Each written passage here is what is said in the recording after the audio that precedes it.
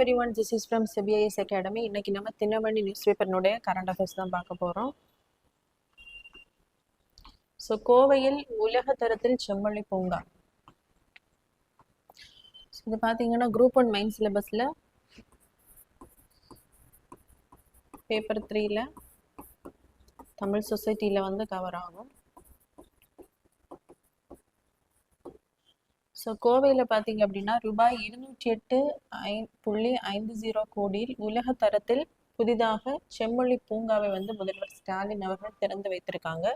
So கோவையில் 2010ஆம் ஆண்டு நடைபெற்ற அந்த உலக செம்மொழி மாநாட்டில் பார்த்தீங்க அப்படின்னா செம்மொழி பூங்கா அமைக்கப்படும் அப்படின்னு அப்போ இருந்த கருணாநிதி முதல்வர் அவர்கள் அறிவிச்சிருப்பாரு. ஸோ அதன்படி தான் இப்போ இந்த செம்மொழி பூங்காவானது கோவையில் அமைக்கப்பட்டுள்ளது. ஸோ இதில் பார்த்தீங்க அப்படின்னா என்னென்ன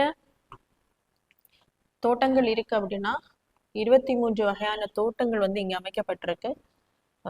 மூலிகை தோட்டம், மகரந்த தோட்டம், நீர் தோட்டம், மணம் கமிழ் தோட்டம், பாலைவன தோட்டம், மலர் தோட்டம், மூங்கில் தோட்டம், நட்சத்திர தோட்டம், ரோஜா தோட்டம் உள்ளிட்ட நிறைய தோட்டங்கள் இங்கே அமைக்கப்பட்டிருக்கு. அதே மாதிரி அந்த சங்க கால வள்ளல்கள்னு சொல்லும்போது பேகன்,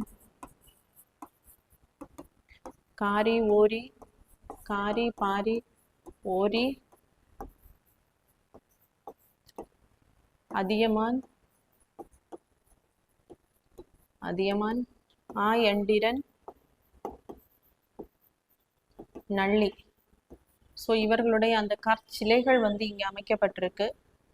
அது மட்டும் இல்லாமல் அந்த தமிழோடைய தொடர்புடைய நிறைய வகையான அந்த மரங்களும் என்ன பண்ணியிருக்காங்க அப்படின்னா இந்த செம்மொழி பூங்கால வந்து நடப்பட்டிருக்கு. அது மட்டும் இல்லாமல் பொழுதுபோக்கு அம்சங்கள் இங்கே இருக்கு. அதே மாதிரி உடற்பயிற்சி கூடமும் இங்கே அமைக்கப்பட்டுள்ளது.